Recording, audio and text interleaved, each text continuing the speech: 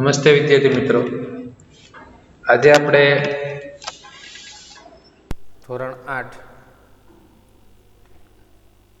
ગણિત વિષયમાં પ્રકરણ 8 રાશિઓની તુલનાનો અભ્યાસ કરવાના છે. વિદ્યાર્થી મિત્રો, આ પ્રકરણ આમ જોઈએ તો ધોરણ 7ની અંદર પણ આવી ગયું છે. ધોરણ 7ની અંદર પ્રકરણ 8 જ છે, રાશિઓની તુલના. આ પ્રકરણમાં સૌપ્રથમ આપણે અભ્યાસ કરવાના છીએ ગુણોત્તરની વ્યાખ્યા અને સમજૂતી. સાથે સાથે પાઠ્યપુસ્તકની અંદર એક ઉદાહરણ આપ્યું છે જેનો અભ્યાસ આપણે કરવાના છીએ, અને સમજૂતી પાના નંબર 117થી 119 સુધી, અને સ્વાધ્યાય 8.1નો આપણે અભ્યાસ કરવાના છીએ. તો ચાલો જોઈએ. સૌપ્રથમ સ્વાધ્યાય 8.1.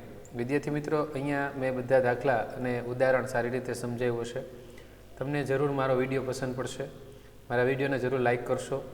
હજી મારી ચેનલ જો તમે સબસ્ક્રાઈબ ન કરી હોય તો જરૂર કરશો, કારણ કે ધોરણ 8ની અંદર આવતા દરેક પ્રકરણ જે છે મેં વ્યવસ્થિત અહીંયા સમજાવેલા છે. તો ચાલો જોઈએ. સૌપ્રથમ સમજૂતી કે ગુણોત્તર કોને કહેવાય. ગુણોત્તરને અંગ્રેજીમાં આપણે રેશિયો એવું કહેતા હોઈએ છીએ. ગુણોત્તરની સામાન્ય વ્યાખ્યા આ રીતે છે કે એક સંખ્યા બીજી સંખ્યા કરતાં કેટલા ગણી કે કેટલામાં ભાગની છે તે દર્શાવતી સંખ્યાને ગુણોત્તર કહેવાય છે. વિદ્યાર્થી મિત્રો, જ્યારે તમે અભ્યાસ કરતા હશો તે અભ્યાસની અંદર આપણે આવી રીતે જોવા મળતું હોય છે કે બે, પછી આ બે ટપકા હશે જેને આપણે જેમ તરીકે ઓળખીએ છીએ, જેને આપણે 7મા ધોરણની અંદર પણ જોયું છે. તો આ 2:3. હવે અમુક બાબતો આપણે સમજી લઈએ ત્યારે કે એક સંખ્યા બીજી સંખ્યા કરતાં કેટલા ગણી કે કેટલા ભાગની છે. બીજું એક ઉદાહરણ તમને અહીંયા એક આપું. માની લો કે 1/2 છે, બરાબર. હવે આ 1/2 છે, તમે જુઓ કે આ 1 કરતાં બમણું છે અને આ એના કરતાં અડધું છે. એટલે કે કેટલા ગણી કે કેટલામાં ભાગની થાય એ આવી રીતે ખબર પડતી હોય છે. આવી રીતે જ્યારે રકમ લખેલી આવી રીતે હોય કે આ રીતે હોય, તો હંમેશા જે પહેલી રકમ હોય તેને હંમેશા આપણે અંશમાં લખતા હોઈએ છીએ, બરાબર. અહીંયા માની લો કે 2 પહેલાં છે તો 2, અને છેદમાં આપણે 3 લખતા હોઈએ છીએ. તો આ બીજી બાબત આપણે એ યાદ રાખવાની કે જ્યારે ગુણોત્તર હોય ત્યારે બેમાંથી કોઈ પણ એક રકમ શૂન્ય ન હોવી જોઈએ. તે બાબત આપણે ધ્યાન રાખવાની. બીજી બાબત આપણે એ યાદ રાખવાની છે કે એકમો સરખા હોવા જોઈએ. દાખલા તરીકે જ્યારે દાખલો મળતા હોય ત્યારે આપણી પાસે આવા એકમો આવતા હોય કે 5 રૂપિયા અને 20 રૂપિયાનો ગુણોત્તર શોધો, આવું આપણને પૂછતા હોય છે. તો તમે જુઓ, આ એકમો સરખા છે, કારણ કે 5 રૂપિયા અને 20 રૂપિયાનો ગુણોત્તર શોધવો હોય તો દાખલો સરળ પડે. પણ તમને એમ કીધું હોય કે 5 રૂપિયા અને 10 કિલો એવું તમને કહે તો આ દાખલો ન થાય, કારણ કે એકમો જે છે એ સરખા હોય. ઘણી વખતે એકમો સરખા હોય પણ તેની જે રાશિ હોય છે એ અલગ અલગ હોય. એકમો સરખા હોય, દાખલા તરીકે 5 રૂપિયા અને 10 પૈસા, તો આ એકમ આમ જોઈએ તો સરખા છે. તો આ બાબતો આપણે ધ્યાનમાં રાખવાની છે કે જ્યારે તમે દાખલો ગણો છો ત્યારે એકમો જે છે એ સરખા હોવા જોઈએ. એ બાબત ખાસ ધ્યાન રાખવાનું. બીજું કે બને તો ગુણોત્તરને અતિસંક્ષિપ્ત રૂપ આપવું પડશે. આ બાબત 9માં પણ આવશે અને 10માં પણ આવશે. એટલે ગુણોત્તર જે છે જેટલું અતિસંક્ષિપ્ત રૂપ તમે આપો એટલો દાખલો જે છે એ સરળ પડે. તો ધ્યાનમાં રાખવાની બાબતો મેં અહીંયા 2 લખી છે. પહેલી લખી છે ગુણોત્તર માટે બંને માપના એકમો સરખા હોવા જોઈએ, જે આપણે અત્યારે સમજાવ્યું છે. બીજી બાબત આપણે એ લખી છે ગુણોત્તર માટે બંને માપમાંથી એક પણ માપ શૂન્ય ન હોવું જોઈએ. તે ત્રીજી બાબત એ કે પહેલી રકમ જે છે અંશમાં લખાય છે, બીજી રકમ છેદમાં લખાય છે, અને ચોથું અતિ સંક્ષિપ્ત રૂપ આપવાનું છે. આ 4 બાબત જે છે એ મહત્વની છે. તો હવે આપણે જોઈએ સ્વાધ્યાય 8.1નો પ્રશ્ન નંબર 1. તો પ્રશ્ન નંબર 1 છે કે નીચે આપેલ સંખ્યાનું ગુણોત્તર શોધો. તો પહેલો દાખલો આપણી પાસે એમ છે કે સાયકલની ઝડપ તમે જો અહીંયા 15 કિમી પ્રતિ કલાક. કિમી આ જે લાઈન છે ને પ્રતિ અને કલાક. એવી રીતે સ્કૂટરની ઝડપ 30 કિમી પ્રતિ કલાક. હવે તમે જુઓ અહીંયા એકમ કેવા છે વિદ્યાર્થી મિત્રો? સરખા છે ને. તો શું કરશો? પહેલી રકમ અંશમાં, બીજી રકમ છેદમાં. અહીંયા આપણે છેદ ઉડાડશું. તો છેદ ઉડાડતા તો તમને સારી રીતે આવડતા જ હશે. 15 એકા 15, 15 દુ 30, અતિસંક્ષિપ્ત રૂપ આપવાનું છે. તો મારો જવાબ આવશે 1/2. ખૂબ જ સરળ દાખલો છે. તો આપણે જોઈ લઈએ કે સાયકલની ઝડપ અને સ્કૂટરની ઝડપનો ગુણોત્તર 15/30 કિમી પ્રતિ કલાક. છેદ આપણે ઉડાડે છે એટલે 1/2 એટલે 1/2 વધે છે. દાખલા નંબર 2 આપણે જોઈએ તો બીજો દાખલો છે જે છે 5 મીટર અને 10 કિમી. હવે તમે જો વિદ્યાર્થી મિત્રો, આપણે સામાન્ય રીતે આ મીટર અને કિમી છે, બરાબર. આપણને એમ લાગે કે એકમ જે છે એ અલગ અલગ છે. અહીંયા એકમ આ સરખા છે પણ તેની જે રાશિ છે એ અલગ અલગ છે. એટલે આમાં શું કરવાનું હોય, બહુ સરળ છે કે જે મોટા એકમ હોય, મીટર મોટું કે કિલોમીટર મોટું, તો એ તમારે નક્કી કરવું પડે, બરાબર. સામાન્ય રીતે આ બાબતો ખબર હોવી જોઈએ. તો આ એકમ એટલે કે 10 કિમી જે છે આ એકમ શું છે, મોટું છે. તો મોટા એકમને નાના એકમમાં ફેરવવાનું. તો આપણને ખબર હોવી જોઈએ કે 1 કિમી બરાબર 1000 મીટર થાય. આ બાબતની આપણને ખબર હોવી જોઈએ, બરાબર. બરાબર 1000 મીટર થાય. આ પહેલાં આપણે લખી નાખીએ, કારણ કે મોટા એકમને આપણે ફેરવવાનું છે, એ પણ યાદ રાખજો. તો મને કહો કે 10 કિમી હોય તો કેટલા મીટર થાય? તો એની પાછળ બીજા 3 શૂન્ય આપણે મૂકી દઈએ તો એટલા મીટર થાય, 10,000 મીટર. તો હવે દાખલો સરળ થઈ ગયો, કારણ કે મીટર આવી ગયું અહીંયા અને અહીંયા મીટર આવી ગયું. તો દાખલો શું થશે કે 5/10,000 મૂકો અને અતિ સંક્ષિપ્ત રૂપ આપો એટલે દાખલાનો જવાબ જે છે એ આવશે, બરાબર. તો આ દાખલો છે, આમ જોઈ લઈએ કે બંને એકમ સરખા હોવા જોઈએ. 10 કિમી એટલે 10,000 મીટર આપણે લખ્યું છે. 5 મીટર અને 10 કિમીનો ગુણોત્તર 5 મીટર 10 કિમી. અહીંયા એકમ જુદા જુદા હોવાને કારણે આપણે એકમને અહીંયા ફેરવ્યો છે. તમે આ ન લખો અને આ લખશો તો પણ ચાલશે. છેદ ઉઠશે, 5 એકા 5, અહીંયા આવશે 5 દુ 10 એટલે 1/2000 આપણો જવાબ આવશે. એટલે 1/2000 પહેલા દાખલાનો જવાબ છે. પછીનો દાખલો આપણે જોઈએ. ત્રીજો દાખલો છે 50 પૈસા 5 રૂપિયા. હવે આ બંનેમાં મોટું એકમ કયું છે? તો તરત જ તમે કહેશો આ. તો 1 રૂપિયામાં કેટલા પૈસા આવે નક્કી કરો. તો તરત જ આ બાબત તો ખબર હોવી જોઈએ કે 1 રૂપિયો જે છે તેમાં 100 પૈસા આવે. તો 5 રૂપિયામાં કેટલા પૈસા થાય વિદ્યાર્થી મિત્રો? 500. 5 રૂપિયા બરાબર 500 પૈસા થાય. તો આપણે શું કરશું?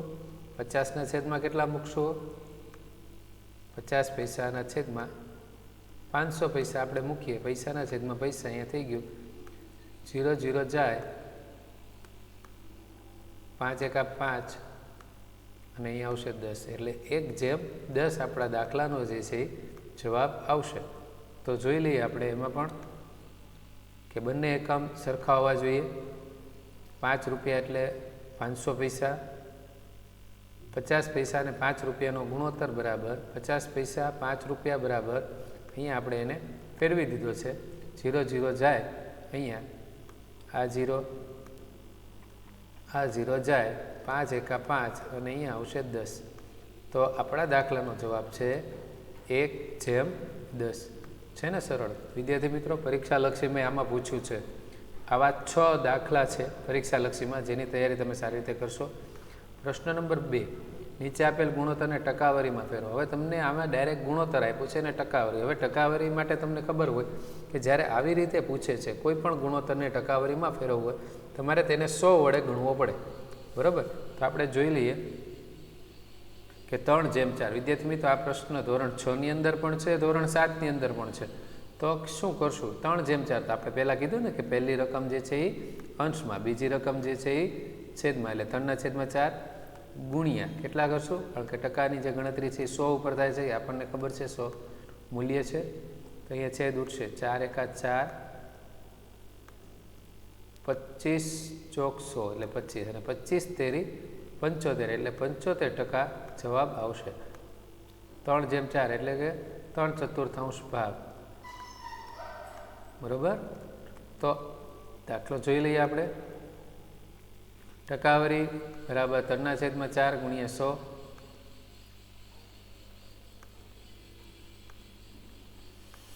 બરાબર 75% આપણો જવાબ છે. દાખલા નંબર 2, 2/3. તો આમાં પણ શું કરશું? 2/3 ટકાવારીમાં ફેરવવાનું કે બીજું કાંઈ નથી કરવાનું, આપણે ગુણ્યા 100 કરવાના છે. હવે અહીંયા ભાગાકાર નથી થતું, કારણ કે ઉપર ભાગાકાર અથવા અહીંયા થવું જોઈએ પણ નથી થતું. તો શું કરવાનું કે ખાલી ગુણાકાર કરવાનો. 100 ગુણ્યા 2 એટલે કે 200ના છેદમાં કેટલા લખશો? 3. દાખલાનો જવાબ જે છે અહીંયા સરળ થઈ ગયો. હવે તમારે તેને મિશ્ર સંખ્યામાં જે છે ફેરવવું પડશે. તો આપણો જવાબ આવશે 66.2/3. હવે દાખલા નંબર 3. બહુ સરળ દાખલો છે વિદ્યાર્થી મિત્રો. 25 વિદ્યાર્થીઓમાંથી 72% વિદ્યાર્થીઓ ગણિતમાં રસ લે છે. તો ગણિતમાં કેટલા વિદ્યાર્થીઓ જે છે રસ લેતા નથી? તો તમે જુઓ કે કુલ કેટલા વિદ્યાર્થીઓ છે? અહીંયા 25 વિદ્યાર્થીઓ છે. એ 25 વિદ્યાર્થીઓમાં 72% વિદ્યાર્થીઓ રસ લે છે. બરાબર. તો સૌપ્રથમ આપણને જે કીધું છે રસ લેતા નથી, તો અહીંયા રસ લેતા નથી એ વિદ્યાર્થીઓની સંખ્યા ગોતવાની છે. હવે આમાં શું કરશું? પહેલાં કે જે રસ લે છે 72%, તો રસ કેટલા નથી લેતા એ આપણે વિચારીએ. તો 100 વિદ્યાર્થીઓ, 100% જે વિદ્યાર્થીઓ છે 100%, એમાં -72% રસ લે છે. તો બાકી કેટલા વધ્યા? 28% વિદ્યાર્થીઓ રસ લેતા નથી. આ આપણને ખબર પડી. આપણી પાસે જે બાબત પૂછે છે એની ટકાવારી હોવી જરૂરી છે. તો અહીંયા જે પૂછ્યું છે એની ટકાવારી નથી, એટલે એની ટકાવારી આપણે શોધી લીધી છે. બરાબર. તો જોઈએ આપણે કે વિદ્યાર્થીઓની કુલ સંખ્યા 25 છે. ગણિતમાં રસ લેતા વિદ્યાર્થી 72% છે. તો ગણિતમાં રસ ન લેતા વિદ્યાર્થી સંખ્યા 28% થઈ. તો ગણિતમાં રસ ન લેતા વિદ્યાર્થી સંખ્યા 25 ગુણ્યા 28%. હવે ટકા હોય એટલે છેદમાં શું લખવાના હોય? 100. બરાબર. જ્યારે ટકાવારી જે છે અહીંયા નીચે આવશે 100. તો 25 એકા 25 અને 25 ચોક 100, અને અહીંયા છેદ ઉઠશે 4 × 28. એક તો આ ગણતરી. વિદ્યાર્થી મિત્રો બીજી ગણતરી પણ અહીંયા થઈ શકે છે. કેવી રીતે? ચાલો જોઈએ. સૌ પ્રથમ માની લો કે 25 વિદ્યાર્થીઓ છે, એમાં 72% રસ લે છે, એટલે કે 72 છેદમાં મૂકશું 100. તો 25 એકા 25, આ બીજી રીત છે. 25 ચોક 100, છેદ ઉઠશે 4 એકા 4, 3 વધશે. બરાબર. તો 4ના ઘડિયામાં 32, 4 એકા 4, 4 દુ 8, 4 તેરી 12, ચોકે ચોકે 16, 4 પંચા 20, 4 છક 24, 4 સત્તા 28, 4 અઠ્ઠા 32. તો 18 વિદ્યાર્થીઓ એવા છે કે જે ગણિતમાં રસ લે છે. તો કુલ 25 હતા, 25માંથી 18 રસ લે છે. તો કેટલા નથી લેતા? 7. તો આ બીજી ગણતરી પણ તમે આવી રીતે ગણી શકો છો. 25માંથી 18 આપણે બાદ કરો એટલે 7 વિદ્યાર્થી એવા થશે કે જે ગણિતમાં રસ લેતા નથી. તો બંને રીત તમે કરી શકો છો. તો આપણો પહેલો દાખલો છે, જેને આપણે સરળ રીતે બે રીતથી તમને મેં સમજાવ્યો છે. ગમે એ રીત તમે કરી શકો છો.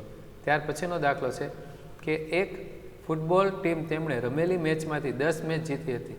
જો તેમણે જીતેલી મેચની ટકાવારી 40% હોય તો તેઓ કુલ કેટલા મેચ રમ્યા હશે? હવે અહીંયા આપણે જોઈએ શું આપ્યું. એક ફૂટબોલ ટીમ તેમણે રમેલી મેચમાંથી 10 જ મેચ જીતી છે. વિદ્યાર્થી મિત્રો કેટલી મેચ જીતી છે? 10 મેચ જીતી.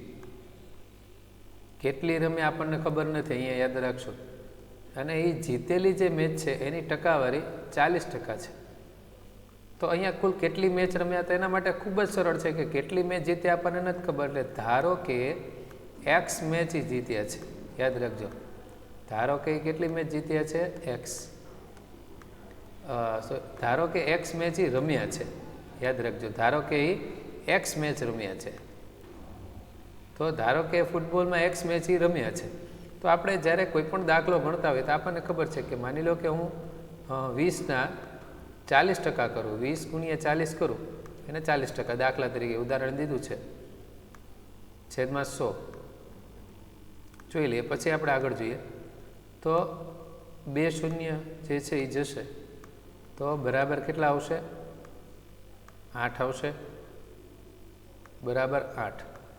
તો આ જ રીતે આપણે અહીંયા મૂકવાનું છે કે 20ની જગ્યાએ આપણને ખબર નથી તેટલી મેચ, એટલે કે x ગુણ્યા 40%, એટલે કે 40/100 અને બરાબર મેચ જીત્યા છે 10. તો આવી રીતે બીજું વિદ્યાર્થી મિત્રો, આમાં તમે ત્રિરાશિ પણ મૂકી શકો છો. કેવી રીતે ત્રિરાશિ મૂકવાની હોય હું તમને સમજાવું કે 40% એ 10, 40% એ 10 તો 100% એ કેટલા? આવી રીતે ત્રિરાશિ પણ તમે મૂકી શકો છો. 100 અને 10નો ગુણાકાર થાય 40 જે છે એ છેદમાં છે. આ રીતે પણ કરી શકો છો. અને આપણે નિયમથી જે આપ્યું છે, બીજું વિદ્યાર્થી મિત્રો, ઘણી વખતે આ કોમ્પિટિટિવ એક્ઝામમાં આવું પૂછાતું હોય છે. તેમાંથી 10 મેં જીતી તો તેની ટકાવારી 40% થાય છે. તો અહીંયા જુઓ, એક્સના 40% 10 છે. તો શું થશે કે એક્સ ગુણ્યા 40ના છેદમાં શું થશે? 100 બરાબર 10. આ તો આપણને ખબર જ છે. હવે જે ભાગાકાર છે એ સામા પક્ષે ગુણાકાર થાય અને જે ગુણાકાર છે એ અહીંયા છેદમાં આવશે. તો એક્સ બરાબર 10 ગુણ્યા 100/40. આપણે અહીંયા છેદ ઉડશે, 0 0 જાય અને અહીંયા છેદ ઉડાડશો તો જવાબ આવશે 25. 25 ચોક 100. તો આપણે વિચારી લઈએ કે 25ના તમે 40% કરો તો આપણો જવાબ 10 આવવો જોઈએ.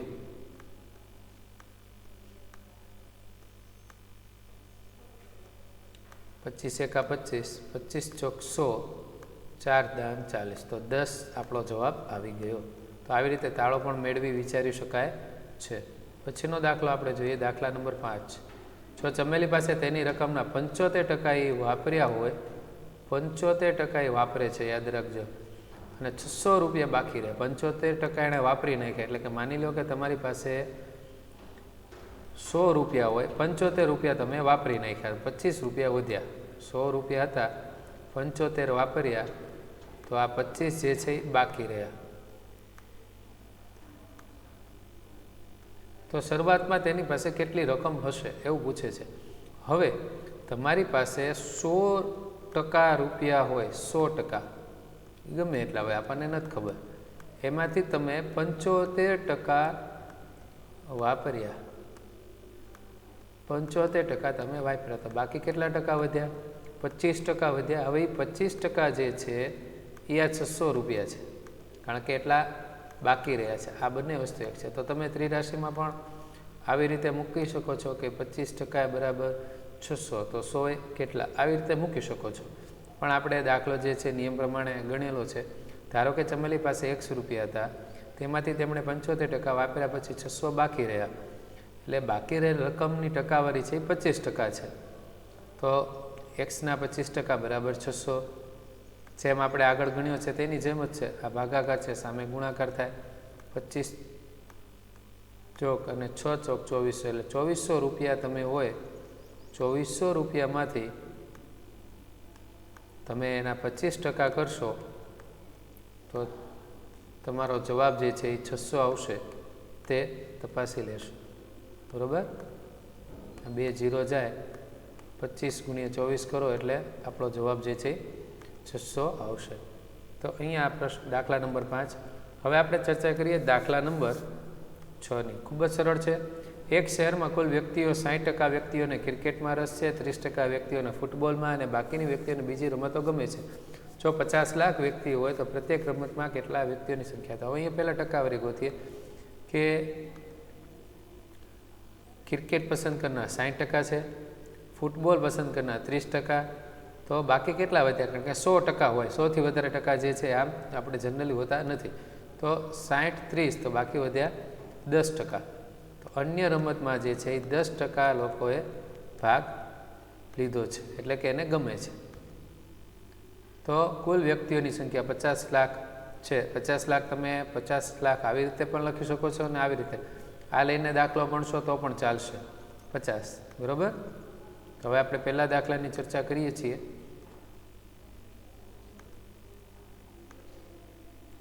ક્રિકેટની રમત કરનાર 50 લાખના 60%, એટલે 50 લાખ ગુણ્યા 60 ના છેદમાં 100, શૂન્ય શૂન્ય જાય, એટલે કે 30 લાખ વ્યક્તિઓ જે છે જેને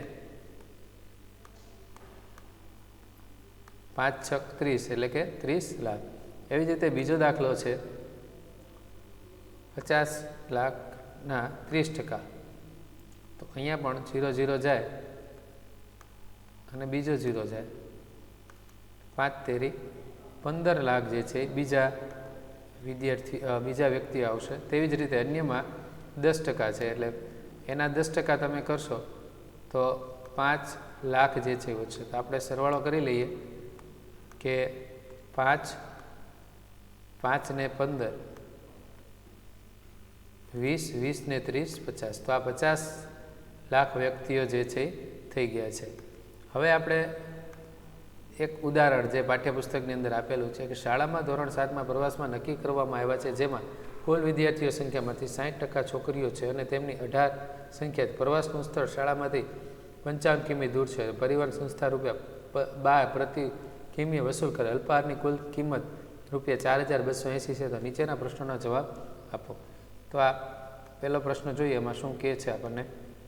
પાઠ્યપુસ્તકની અંદર આપેલું છે કે વર્ગમાં છોકરીઓની સંખ્યા અને છોકરાઓની સંખ્યાનો ગુણોત્તર શોધો. હવે કેટલા વિદ્યાર્થી છે આપણને નથી ખબર, પણ 60% જે છે એમાં છોકરીઓ સંખ્યા 18 છે, એટલે કે એનો અર્થ એવો થાય કે 40% ભાઈઓ હશે, બરાબર. યાદ રાખજો, 40% ભાઈઓ હશે. તો હવે આપણે તપાસી લઈએ કે કેવી રીતે એની ગણતરી કરી છે. ધારો કે વર્ગમાં x સંખ્યા હતી, આપણે કુલ સંખ્યા x ધારી લીધી.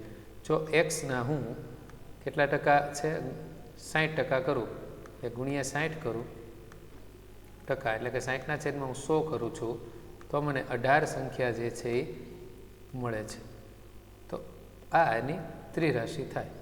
આમ આપણે વિચારીએ તો, બરાબર. તો આવી રીતે દાખલો આવશે એટલે આપણને કુલ સંખ્યા મળશે.